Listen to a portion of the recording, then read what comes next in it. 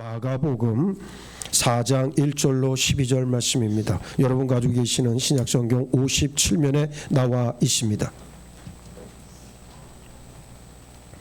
봉독하겠습니다. 예수께서 다시 바닷가에서 가르치시니 큰 무리가 모여 들거늘 예수께서 바다에 떠 있는 배에 올라 앉으시고 온 무리는 바닷가 육지에 있더라. 이에 예수께서 여러 가지를 비유로 가르치시니 그 가르치시는 중에 그들에게 이르시되 들으라. 씨를 뿌리는 자가 뿌리로 나가서 뿌릴새 더러는 길가에 떨어짐에 새들이 와서 먹어버렸고 더러는 흙이 얕은 돌밭에 떨어짐에 흙이 깊지 아니하므로 곧 싹이 나오나 해가 돋은 후에 타서 뿌리가 없음으로 말랐고 더러는 가시떨기에 떨어짐에 가시가 자라 기운을 막음으로 결실하지 못하였고 더러는 좋은 땅에 떨어짐에 자라 무성하여 결실하였으니 30배나 60배나 100배가 되었느니라 하시고 또 이르시되 들을 귀 있는 자는 들으라 하시니라. 예수께서 홀로 계실 때에 함께한 사람들이 12제자와 더불어 그 비유들에 대하여 물으니 이르시되 하나님 나라의 비밀을 너에게는 주었으나 외인에게는 모든 것을 비유로 하나니 이는 그들로 보기는 보아도 알지 못하며 듣기는 들어도 깨닫지 못하게 하여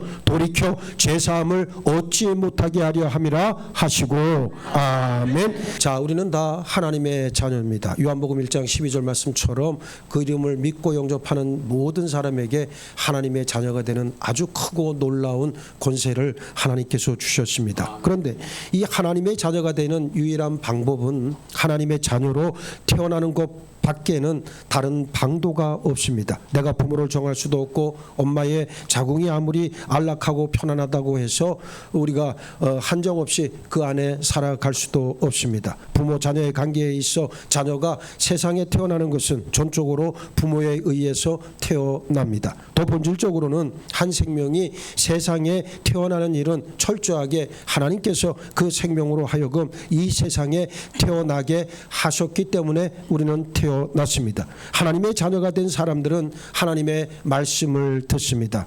부모가 자녀에게 말하는 것을 자녀가 듣듯이 하나님의 자녀 역시 아버지 되시는 하나님의 말씀을 들을 수밖에 없습니다. 말씀을 듣는다는 것은 물리적으로 소리나 음성을 듣는다는 뜻이 아니고 무슨 말씀인지 그 내용과 의도를 파악해서 순종한다는 의미예요. 오늘부터 5주 동안 씨 뿌리는 자의 비유의 말씀을 제가 여러분들에게 전할 텐데 먼저 우리 자신 내가 하나님의 자녀가 되었다면 어떤 자세와 태도로 살아가고 어떤 자세로 우리가 살아가야 하는지를 깨닫는 큰 은혜와 복이 임하기를 축복합니다. 먼저 예수님은 비유로 말씀하십니다. 예수님이 많은 사람에게 하나님의 말씀을 전하실 때에는 주로 산 위에 오르시거나 갈릴리 호숫가로 가셨어요. 예수께서 갈릴리 호수로 가시자 이번에도 많은 사람들이 예수님께 모여들었습니다. 본문에 바다라고 번역된 말은 사실은 갈릴리 호수를 가리킵니다.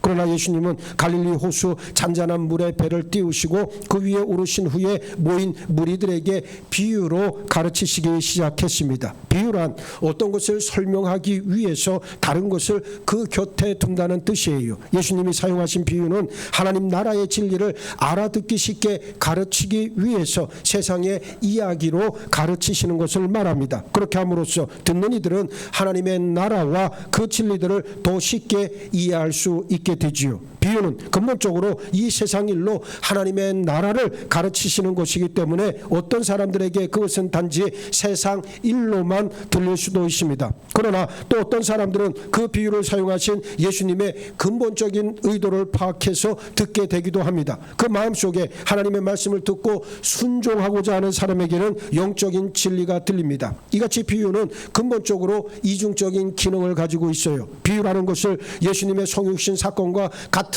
맥락으로 이해할 수 있습니다. 예수님은 하나님과 근본 본체시지만 이 세상에 오실 때 한 여자인 마리아 태중에 잉태돼 한 아이로 태어나 성장하셨습니다. 하나님이 사람이 되신 거지요. 하나님이 사람이 되신 이유는 사람들에게 하나님을 가르치시기 위해서였습니다. 낮은 곳에 있는 사람들을 높은 곳으로 이끄시기 위해 높은 곳에 계신 분이 스스로 낮은 곳에 있는 사람이 되셔서 오신 사건이 바로 성육신 사건이고 성육신에서 오신 그분이 곧 예수 그리스도이십니다. 그런데 예수님을 성육신하신 하나님으로 보는 은혜는 아무에게나 주어지질 않습니다. 세례 요한이 예수님의 길을 예비하는 설교를 하는 중에 갈릴리 지역의 분봉왕이었던 헤롯에게 잡혀서 옥살이를 하고 있었어요. 감옥에 갇힌 요한은 나름 확신이 있어서 자기가 선포한 예수님의 근본적인 신분에 대해 시간이 흐르면서 흔들리기 시작합니다. 날이 갈수록 의심은 더해갔고 마침내 자기 제자들을 예수님께 보내서 예수님으로부터 답을 직접 듣길 원했어요. 그때 예수님은 당신이 메시아이심에 대한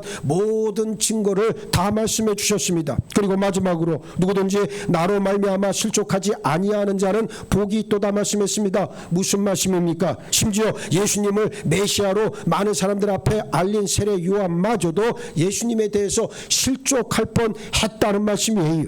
예수님이 사람으로 오셨기 때문에 사람이 가지고 있는 모든 인성을 완벽하게 가지셨기 때문에 예수님의 그 인성만을 보고 예수님이 하나님이심을 못 볼 수도 있다는 예리한 말씀입니다. 마찬가지로 비유도 세상 이야기를 들어 설명하기 때문에 단지 세상 일로만 들릴 수도 있어요. 하나님의 자녀는 비유를 통해 하나님의 나라에 대한 진리를 듣는 줄 믿습니다. 그러나 사탄의 자식들은 아무리 그 말씀을 들어도 세상 소리로만 듣게 되겠지요. 둘째, 예수님은 씨 뿌리는 자의 비유를 말씀하고 계십니다. 우리 함께 본문 3절부터 8절까지의 말씀 한번 같이 읽어보겠습니다. 시작. 들으라. 씨를 뿌리는 자가 뿌리로 나가서 뿌릴 새 더러는 길가에 떨어짐에 새들이 와서 먹어버렸고, 더러는 흙이 얕은 돌밭에 떨어짐에 흙이 깊지 아니하므로 곧 싹이 나오나 해가 돋은 후에 타서 뿌리가 없으므로 말랐고, 더러는 가시떨기에 떨어짐에 가시가 자라 기운을 막음으로 결실하지 못하였고, 더러는 좋은 땅에 떨어짐에 자라 무성하여 결실하였으니 30배나 60배나 100배가 되었느니라 하시고. 할렐루야, 할렐루야. 예수님께서 가르치신 모든 비유 가운데에서 가장 기본적인 비유가 지금 여러분들이 읽으신 이 씨 뿌리는 자의 비유입니다. 이 비유는 특별히 다음에 나오는 가라지의 비유와 함께 예수님께서 직접 그 비유의 의미를 해석해 주셨기 때문에 해석에 있어서도 어려운 점이 없습니다. 분명한 것은 예수께서 씨 뿌리는 법 혹은 영농 방법을 가르치시고자 하신 것이 아니라는 사실입니다. 예수님은 먼저 들어라 우리에게 말씀하고 계십니다. 길을 열고 신중한 마음을 가지고 주의 깊게 경청하라는 말씀이에요. 그러면서 씨 뿌리는 자 농부에 대해 말씀하고 계십니다. 한 농부가 씨를 뿌리러 자기 밭이 있는 곳으로 씨를 가지고 나갔어요. 팔레스틴에는 평야 지역도 있지만은 산간 지역을 개간해서 만든 밭들도 많이 있습니다. 밭을 만들 때 어떻게 합니까? 먼저 땅에서 돌을 골라내야 하고 나무를 뿌리째 캐내고 깊이 파서 일구고 잡초를 제거해야 합니다. 이렇게 골라낸 돌은 밭의 경계 지역에 쌓아서 자기 밭과 다른 사람 밭의 경계를 알리는 역할을 하게 되지요. 또 밭과 밭 사이에는 사람과 수레와 짐승들이 다니는 작은 길도 내야 합니다. 이제 씨 뿌리는 자가 자기 밭에 가서 씨를 뿌립니다. 씨를 열심히 뿌리다 보니 씨의 일부가 밭과 밭 사이에 난 길가에 떨어졌습니다. 이것은 사람과 수레 그리고 가축이 다니는 길이기 때문에 다져지고 반들반들해지고 씨가 도저히 뚫고 들어갈 수 없는 땅이에요. 또 씨가 그곳에 떨어지자마자 새들이 달려와서 그 씨를 쪼아먹습니다.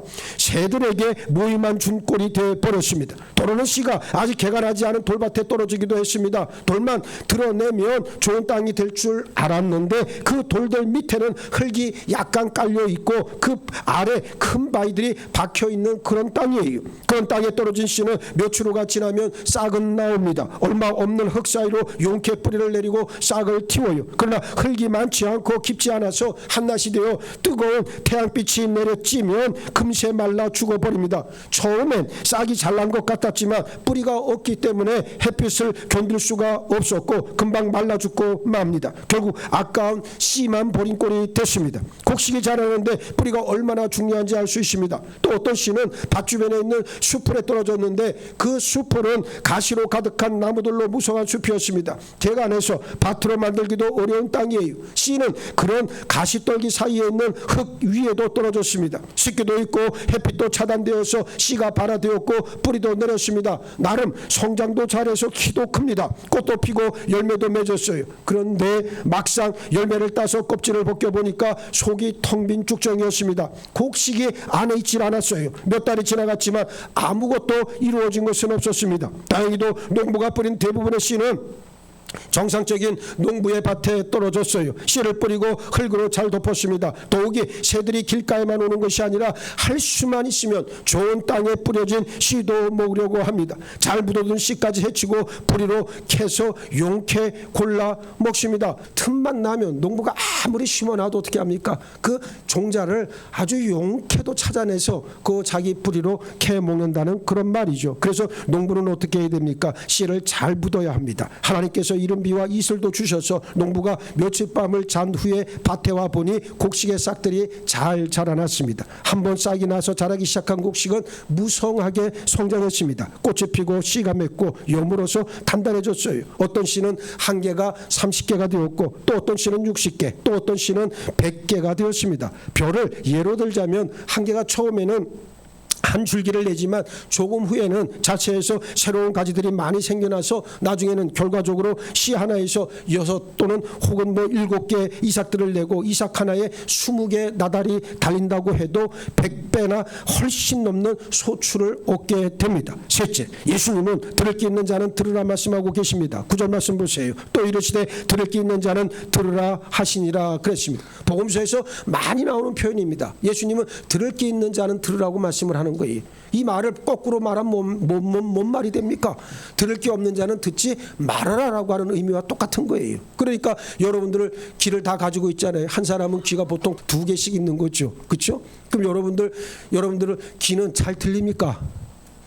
우리 귀는 들으라고 하나님께서 만들어 놓으신 거예요. 뭐를 들으라는 게 그 이유일까요? 하나님의 음성, 하나님의 말씀을 들으라고 우리에게 귀를 하나도 아닌 2개를 갖다 붙여 놓으셨다. 그래서 잘 들어야 돼. 자기 얘기만 하지 말고 하나님의 음성을 들으려고 여러분 부단히 애를 쓰셔야 됩니다. 우리가 기도 시간에도 통성으로 하나님 앞에 부르짖어 기도합니다. 그러고 나서는 하나님께서 나에게 말씀하시는 것을 듣는 시간이 반드시 필요합니다. 하나님께서 말씀을 주실 때 그 기도가 응답된 줄로 우리는 알게 되는 거지요. 그래서 하나님의 말씀을 듣는 일은 너무나도 소중하다. 그 사실을 꼭 기억하시길 바랍니다. 예수님은 씨 뿌리는 자의 비유를 말씀하신 이후에 들을 게 있는 자는 들으라고 말씀합니다. 듣는 것에는 기본적으로 몇 가지 과정이 필요한데, 먼저 소리가 나는 곳에 우리가 가야 하는 거죠. 전하는 자와 듣는 자, 그리고 들려지는 소리가 있어야 하기 때문입니다. 하나님의 말씀을 듣기 위해서는 하나님의 말씀이 있는 곳에 가야만 하듯이 예수님의 말씀을 가르치실 때 예수님 계신 곳으로 가야 들을 수 있습니다. 그러나 어떤 사람들은 예수님의 말씀을 듣기 위해서가 아니라 예수님으로부터 어떤 물질적인 것을 얻기 위해서 가는 사람들도 있어요. 하나님의 자녀는 우선 하나님의 말씀이 선포되는 교회로 가야 합니다. 교회로 나와야 하나님의 말씀을 들을 수가 있다는 말이에요. 이 말은 굉장히 소중한 그런 말씀입니다. 교회로 와야 되고, 그리고 하나님의 말씀을 자꾸만 들어야 뭐가 생기죠?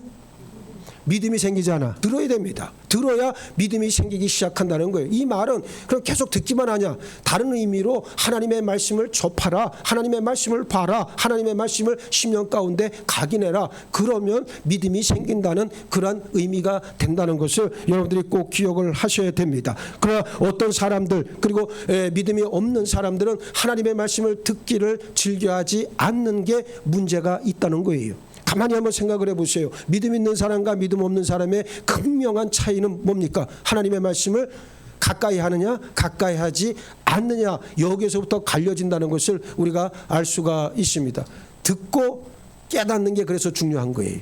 들음의 차원에서만 머무는 게 아니고, 그거 듣고 내 심령 가운데 그 말씀을 진실로 환대에 모셔드릴 때 깨달음의 역사가 임하는 거예요. 우리가 사람을 대할 때도 똑같죠.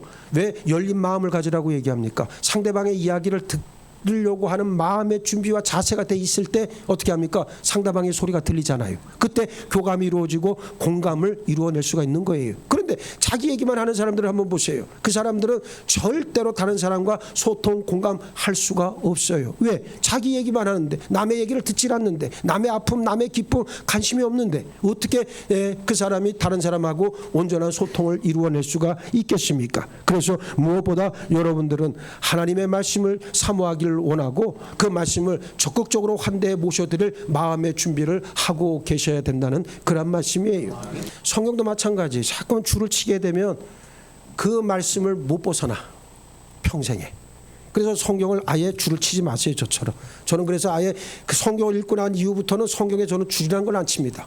예. 왜냐, 그 말씀에 제한될 수가 있는 가능성이 있기 때문에 그런 거예요. 그래서 하나님의 말씀은 나에게 좋은 말씀이든 단 말씀이든 쓴 말씀이든 어떻게 해라, 받아들여라. 아멘으로 받으면 그 말씀이 여러분의 10년 가운데 살아 역사에서 여러분의 존재를 변화시킬 겁니다. 그런데 내가 좋아하는 것만 받아들이면 어떤 일이 벌어집니까? 그 믿음은 딱 거기에서 멈추고 그 이상 나가지를 못한다는 그런 말씀이에요. 예? 정말 하나님 나라에서부터 울려 퍼지는 그 기쁨과 평강이 없는 게 원인인 거지. 자기 귀에 들리기 좋은 소리, 아이고 참 이쁘다, 수고했다, 사랑한다, 뭐 이런 얘기만 듣길 원합니까? 아닙니다. 하나님의 말씀에는 때론 회초리가 있고요, 때론 징계가 있고요, 때로는 하나님의 심판의 메시지가 있습니다. 달게 받을 수 있어야 된다는 거예요. 그래야 자기 영의 성장과 함께 성숙을 기하게 됩니다. 나는 그래서 여러분들이 그런 단단한 믿음의 자리에까지 나가기를 바라지, 그냥 현실에 안주하고 현실의 복과 현실의 은혜만을 구한다면 여러분의 믿음은 반드시 점검받아야 된다. 예? 그래서 나는 여러분들에게 이런 설교를 할 때마다 굉장히 나는 영적 자부심을 사실 느끼고 있어요. 왜냐하면 이런 말씀을 자꾸만 들어야 돼요. 들어야 깨어나는 거예요. 이걸 왜 했습니까, 여러분? 모여서 얼굴을 대면하고 하나님의 말씀을 들어야 되는 거거든. 그 듣고 그 은혜를 서로 나누어야 되는 거거든요. 그 여러분이 혼자 아유 교회 좀 다니시죠, 저 교회 생활 좀 제대로 하시죠. 그럼 어떤 사람은 그럽니다. 나는 혼자 집에서 예배 봅니다. 뭐 이렇게 얘기하는 사람들이 있습니다. 혼자서 예배가 됩니까, 안 됩니까? 안 돼요. 그건 자기만의 만족이고 자기 의에 지나지 않는다는 말이에요. 그래서 자꾸만 나와서 얼굴을 봐야 돼. 예? 그래야 서로의 처지를 알게 되고 서로의 영의 상황이 어떤가를 서로 알고 나누게 되잖아요. 그래서 서로 기도할 수 있는 기도의 제목들도 나타나는 거 아니겠습니까? 그래서 여러분들이 자꾸만 얼굴 보기를 즐겨해라. 숨지 말고 자꾸만 얼굴을 드러내라.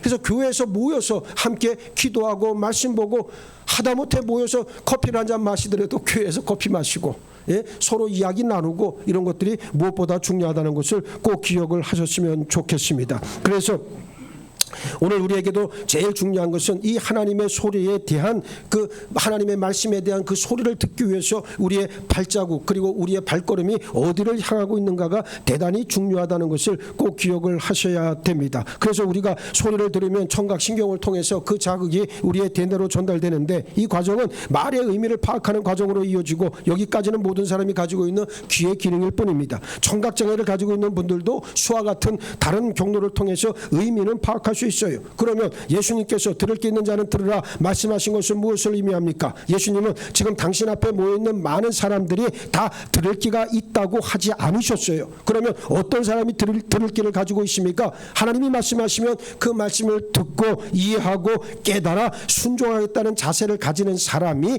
들을 기를 가지고 있는 사람이에요. 우리가 어떤 말을 듣든지 혹은 무엇을 보든지 간에 마음에 집중하지 않고 다른 것을 생각하든지 혹은 다른 것을 보고 있다면 듣고 봐도 알지 못하는 경우가 허다하다는 말입니다.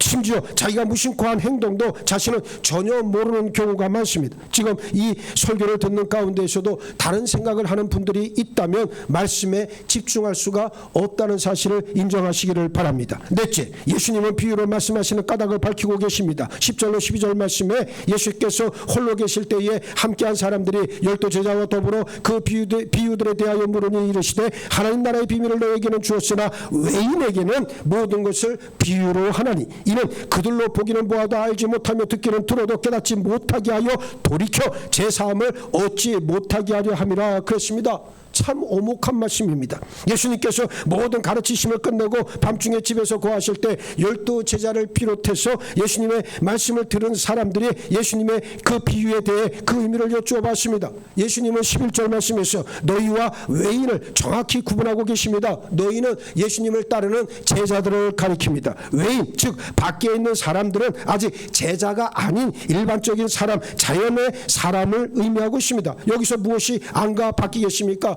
하나님 나라의 안과 밖을 지금 말씀하고 있는 거예요. 하나님의 나라 안에 있는 사람들, 즉 하나님 나라의 시민들과 하나님의 나라 밖에 있는 사람들, 즉 세상 나라에 속한 사람들로 구분하고 계신다는 말씀입니다. 예수께서 이렇게 사람을 구분하셨다는 것은 아주 오목한 의미가 있는 말씀이에요. 모든 사람이 다 구별 없이 하나님의 나라에 가는 것이 아니란 사실입니다. 분명히 하나님의 나라는 있고 또 그 나라에 들어가는 사람도 있습니다. 하나님의 자녀가 됐고 그 신분이 가지는 가장 큰 영광은 훗날 자신들이 하나님의 나라 시민이 된다는 사실 아니겠습니까? 하나님의 자녀가 아닌 사람은 하나님도 모르고 하나님의 나라도 모르고 하나님의 자녀가 된다는 것의 중요성도 모르고 그냥 하루하루 살아갈 뿐입니다. 우리 함께 12절 말씀 한번 다시 읽어보겠습니다. 12절 말씀 시작. 이는 그들로 보기는 보아도 알지 못하며 듣기는 들어도 깨닫지 못하게 하여 돌이켜 제사함을 얻지 못하게 하려 함이라 하시고 그랬어요. 왜 예수님께서 이런 말씀을 하셨을까요? 이 말씀은 구약 이사야서의 예언을 인용해 말씀하신 건데 우선 생각해 봐야 할 것은 구원은 근본적으로 하나님의 일이라는 사실이에요. 우리가 하나님의 자녀로 태어나는 것도 근본적으로는 하나님의 일이요 그 영역에 해당합니다. 자녀가 무엇인가를 결정해서 태어날 수 있는 것은 전혀 없지요. 우리가 부모를 결정할 수 있습니까? 안 되지요. 또 어머니의 뱃속에 있는 조건을 내가 마음대로 조정할 수 있습니까? 내가 정할 수 있습니까? 아닙니다. 그것은 순전히 뭡니까? 부모의 영향에 달려 있듯이 육체의 자녀도 육체의 부모의 고난에 달려 있듯이 우리의 영적인 육체, 영적인 우리의 삶, 우리의 영적인 존재에 대한 모든 것은 우리의 영적 아버지이신 하나님의 손에 달려 있다. 그 주권을 인정하는 게 그래서 무엇보다 중요하다는 그런 말씀입니다. 구원은 근본적으로 하나님의 일이기 때문에 그렇습니다. 아버지 하나님이 아들 하나님을 보내시고 아들 하나님이 구원 사역을 완성하시고 성령 하나님이 예수님을 증거하십니다. 그러니까 이 얘기를 다른 말로 바꾸면 이런 거예요. 아버지 하나님은 구원의 뜻을 세우시고 아들 하나님, 아들 예수님은 구원을 완성하시고 성령 하나님은 그 구원의 뜻을 보증하신다. 이게 사실 복음이요. 이게 복음의 처음과 끝이에요. 이게. 이것만 알면 여러분의 믿음, 진리의 삶이라고 하는 것은 그렇게 복잡하지가 않아요. 이 뜻을 정확하게 알고 있다면 여러분은 내가 하나님의 자녀로서 무엇을 행해야 될지 그리고 어떻게 살아야 할지를 금방 알 수가 있게 된다는 그런 말씀입니다. 자, 이것을 위해서 이제 예수께서 우리에게 오셨다라고 하는 그런 말씀이지요. 그러니까 우리는 어떤 경우에서도 이 하나님의 위대하신 구원의 계획을 반드시 알고 있어야 됩니다. 하나님이 계획하신 그 사람을 부르실 때 성령 하나님은 그 사람 마음에 역사하시고 그 사람을 예수 그리스도의 은혜에 감격해 예수를 구주와 주님으로 영접하고 고백하게 한다는 사실입니다. 여러분 이게 무슨 말씀입니까? 하나님이 한 사람을 창세전부터 하나님의 자녀로 계획하시고 그리고 아들 하나님 예수님이 그 사람을 위해 구속의 보혈을 흘리시고 성령께서 그 사람의 마음을 부드럽게 어루만져 주실 때 이와 같은 역사가 일어난다는 거예요. 그래서 성령을 반드시 받아야 되는 거예요. 성령은 선택의 문제에 뭐 받아도 좋고 안 받아도 좋은 그런 문제가 아니에요. 많은 사람들이 오늘 여러분들이 여태까지 믿음 생활하면서 성령 받으십시오, 성령 받아라 이 설교를 들은 것보다 다른 이야기를 들은 게 훨씬 더 많을 거예요. 그러나 사실 교회에서 울려 퍼져야 될 복음의 핵심 정수는 다른 것이 아니라 성령 받으랍니다. 이것도 강권적으로 받아야 된다는 거예요. 하나님께서 강권적으로 역사해서 우리 심령 가운데 문을 여시고 그 성령을 모셔드리게 하셔야만 그 사람은 온전한 하나님의 자녀로 하나님 나라를 유업으로 얻을 수 있다는 말이에요. 성경 그 어디에도 성령 받지 않고 구원받은 자 있다고 성경은 말씀하지 않아요. 성령 받아야 하나님의 나라를 유업으로 얻는다 말씀하시고 성령 받아야 어떻게 합니까? 우리가 하나님 즉 예수 그리스도의 그 생명책에 우리의 이름이 기록된다고 말씀하고 있어요. 이건 그냥 주어지는 일이 아니. 여러분 마가의 다락방에 임했던 성령의 역사를 피근한 예로 우리가 들어도 그들은 예수님의 약속의 말씀 딱 듣고 믿고 붙잡고 열흘 만에 예수님께서 시키신 대로 했을 때 성령 받았어요. 그러니까 오늘 우리는 그때보다도 훨씬 더 단기간에 받을 수 있어요. 중요한 것은 내 마음의 열렬함, 사모함 그리고 얼마나 내가 성령을 정말 받기로 하나님 앞에 결단하고 나왔는가 거기에 달려 있다는 거예요. 많은 사람들이 성령을 못 받습니다. 목사님 어떻게 해야 성령 받습니까? 성령 받는 게 뭐가 그렇게 대단히 어렵다고 착각들을 하시는데 아니에요. 하나님 앞에 정직한 영으로 자신의 죄인된 실존을 그냥 대면하시고 있는 그대로 모든 것을 하나님 앞에 내어놓고 정직하게 실토하게 될 때, 직고하게 될 때, 토설하게 될 때 하나님께서 어떻게 합니까? 예수 그리스도 거룩하신 보혈로 그 모든 죄와 허물들을 다 용서해 주시고 성령의 새롭게 하시는 능력의 역사가 그에게 충만히 임하는 거예요. 이 과정을 거치면 되는 건데 많은 사람들이 자신의 죄와 허물을 꽉 붙잡고 있다고요. 놓치면 죽을 것 같으니까, 놓치면 정말로 힘들 것 같으니까, 놓치면 사는 게 너무너무 괴로우니까 막연한 생각에 그걸 꽉 붙잡고 있는데 여러분 그 미련 버리시길 바랍니다. 살아보니까 하나님 아는 게 제일 소중하잖아요. 살아보니까 진리대로 사는 게 가장 하나님 앞에 가까이 나아간 삶이잖아요. 우리는 이걸 모른단 말이에요. 젊어서 몰라, 건강할 때는 몰라. 그러나 막상 죽음의 자리에 들어가기 시작해보세요. 그때부터 무서워요. 여러분 죽음이 그렇게 만만하지가 않아요. 우리가 경험해보지 않아서 우리는 다 두려워할 수밖에 없지만 믿음 있는 사람, 성령께서 함께 하시는 사람, 하나님과 동행하는 사람은 그 죽음도 뛰어넘어 영원한 생명으로 나아갈 수 있겠지만 그렇지 않은 사람은 얼마나 무섭겠어요. 공포스럽잖아요. 예수 모르고 진리에 반해 살고 하나님의 말씀을 걷어차버리고 그렇게 살다가 인생의 마지막 때 딱 직면하게 되면 무서움과 공포는 극대화가 될 거예요. 여러분 절대 그렇게 살지 마셔야 돼요. 우리는 하나님께서 나를 끝까지 다스려 주시기를, 여러분들이 교회 다닌다는 것으로 만족하지 말고 성령께서 내 심령을 온전히 주장해 주시고 내 안에 들어와서 나를 변화시키시고 나로 하여금 하나님의 말씀대로 살아갈 수 있도록 나를 이끌어 주옵소서. 이걸 우리는 하나님 앞에 간절하게 구해야 된다고요. 오늘날 많은 사람들이 어떻게 살아갑니까?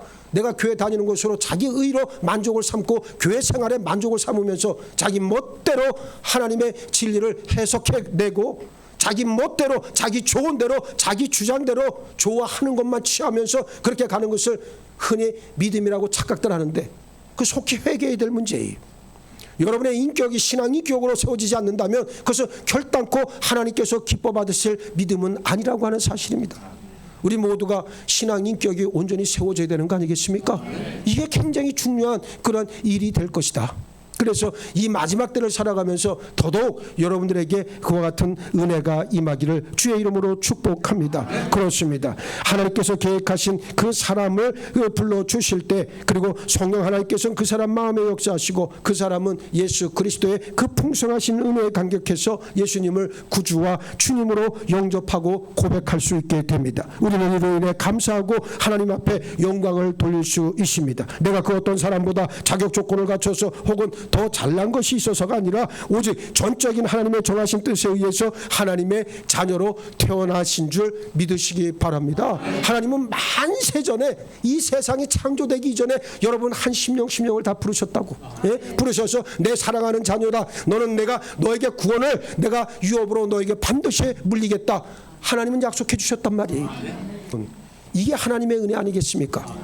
하나님은 우리를 이미 오래전에 여러분들 한 분 한 분을 빚으셨고 여러분들을 온전히 세워놓으셨어. 구원받을 하나님의 자녀로 세워놓으신 거예요. 근데 이 말씀 앞에 여러분들이 아멘으로 순복하지 않는다면 어떻게 되겠어요? 오늘 12절 말씀에 나와 있는 것처럼 뭐라 그랬습니까? 예수님께서 말씀하시기를 보기는 보아도 알지 못하며 듣기는 들어도 깨닫지 못하게 하여 돌이켜 제사함을 얻지 못하게 하려 함이라. 어떤 자는 그렇게 멸망으로 빠져가게 할 것이고 그러나 여러분들은 지금 하나님의 말씀을 사모하고 하나님을 경외하고 하나님을 예배하는 여러분들은 하나님의 자녀로 세움받고 여러분들을 만세전에 이미 구원하기로 작정한 하나님의 은혜 안에서 여러분을 불러주셨다는 거지.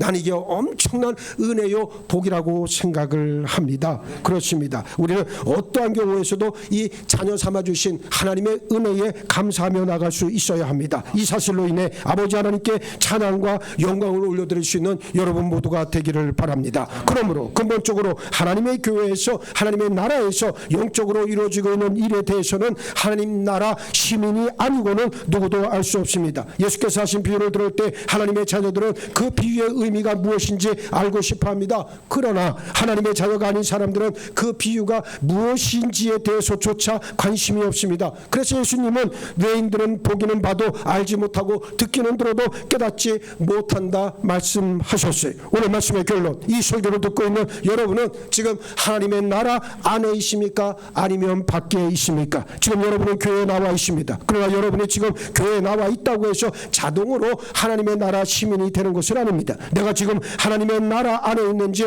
밖에 있는지 여러분 영적인 신분과 위치에 대해 관심 갖기를 바랍니다. 나는 하나님의 자녀다 말이야. 응? 내가 그래서 여러분들에게 자주 드리는 설교 가운데 하나가 아직도 여호와를 찾고 아직도 하나님의 백성을 찾는다면 뭐가 번지수를 잘못 찾았어요. 예수께서 오신 이후로 우리는 하나님의 백성이 아니라 하나님의 자녀가 되었다. 천국 나라의 백성도 아니에요. 천국 나라의 시민이 된 거예요. 이제는 시민권자야. 시민권자는 어떻게 합니까? 여러분들이 저 미국 같은 나라 가서 시민권 하나 얻기가 얼마나 어려워요. 그렇죠? 영주권을 거쳐서 시민권 따기가 굉장히 어렵습니다. 마찬가지 외국에 있는 분들이 우리나라에 들어와서 시민권 얻기가 굉장히 어렵습니다. 그런데 시민권을 막상 딱 따기만 하면 어떻습니까? 선거도 할 수 있고요. 뭐든 다 할 수 있어요. 예? 의료보험 혜택도 받을 수 있고요. 뭐든지 다 할 수 있게 되는 거예요. 우리가 하나님 나라의 시민권자들이요. 이거를 여러분들이 굉장한 영적 자부심으로 느끼시고 그리고 이제는 하나님의 자녀답게 행하시고 그리고 하나님을 온전히 섬기는 여러분 모두가 되기를 바랍니다. 바라기는 성령께서 우리 마음을 어루만져 주셔서 여기에 있는 모든 분들이 하나도 빠짐없이 하나님 나라 시민의 놀라운 신분으로 또 하나님의 자녀의 신분으로 다 담대하게 살아낼 수 있게 되기를 예수의 이름으로 축원합니다. 축원합니다. 축원합니다.